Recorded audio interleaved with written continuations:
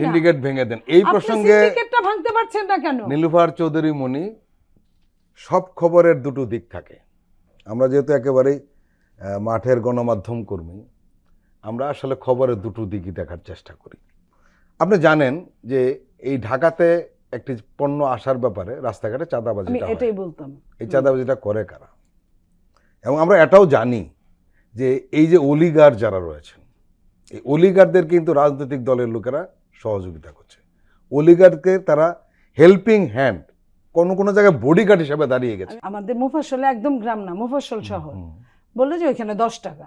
তো 10 টাকা জামালপুর থেকে ঢাকা পর্যন্ত আসতে 10 টাকা বেড়ে গেল। 10 টাকা কি কেজিতে বাড়ার কথা? যত দামি ট্রাকের বাড়ুক, 10 টাকার তো বাড়ার কথা না। আপনার কথা ওইখানে ঠিক যে রাস্তায় চাঁদাবাজিটা যে হয়, চাঁদাবাজির জন্য আমি আবারও বলছি, সরকারি তো বলার কথা। এই যে কথাটা আপনি বললেন অলিগার্ডদের কথা, সরকার সেটা বলুক যে আপনারা তাদেরকে ঠেকান।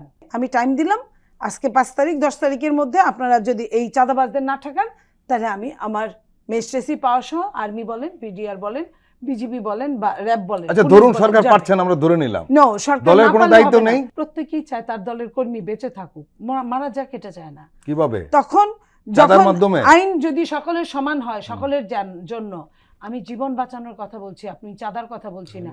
চাঁদার চেয়ে বড় জিনিস হলো জীবন বাঁচানো ভাই। যখন দেখবে একটা লোক যে আমি অন্যায় করলে এখানে অ্যারেস্ট হচ্ছি, তখন কিন্তু আপনার চাঁদাবাজিটা সে করবে না, ওই টাইমটুকের মধ্যে করবে না। আপনি খেয়াল করেন, আমি প্রমাণ দিই। 5 তারিখে সরকার পতন হলো, 6, 7, 8 দেশে কোনো প্রশাসন ছিল না, সরকার ছিল না, কোনো প্রশাসন কাজ করে নাই, পুলিশ কাজ করে নাই, কেউই কাজ করে নাই। নির্লিপ্তভাবে কিছু সেনাবাহিনীর সদস্যরা ছিল, তারা চুপচাপ দাঁড়িয়ে ছিল, কিছু বলে নাই।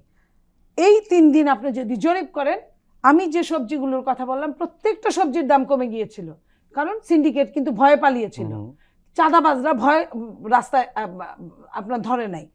এই কারণে তখন কিন্তু গাড়ি ঘোড়াও কম আসছে, তারপরেও কিন্তু সব কিছুর দাম সহনীয় ছিল। মানে 30 টাকা কেজিতে 20 টাকা, 25 টাকা, 30 টাকা কমে গিয়েছিল। এই চাঁদাবাজ কারা? আপনি মনে করেন সরকার বলবেন, এই চাঁদাবাজ কারা? সরকার না থাকলে যদি এটা হয়, তাহলে সরকারের কাজটা কি?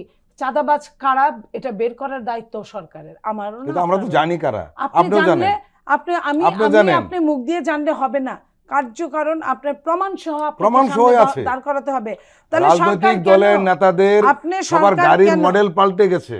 এই বাজার আজকে থেকে আমার, আপনি দেখেছেন না, নিউজ দেখেছেন না? আমি দেখেছি, এটা বিচ্ছিন্ন ঘটনা। না বিচ্ছিন্ন ঘটনা না, এই চাঁদাবাজির ঘটনাটা বিচ্ছিন্ন ঘটনা। আপনি আমার চেয়ে বেশি জানেন, কেন জানেন? আপনি একটা রাজনৈতিক দলের সক্রিয়, সব রাজনৈতিক দল, আমি একক কোনো রাজনৈতিক বলছি না। বলছি আইন শৃঙ্খলা রক্ষাকারী বাহিনী, তাকে রক্ষাকারী বাহিনীর মালিককে সরকার, রাইট? সো আমি চাঁদাবাজি করবো, আমি অন্যায়কারী, আমি দুষ্ট লোক, আমাকে শিষ্টের দমন দিয়ে আপনাকে সোজা করতে হবে। এটার সঙ্গে আপনি কেন করেন না? আপনি কেন পারেন না?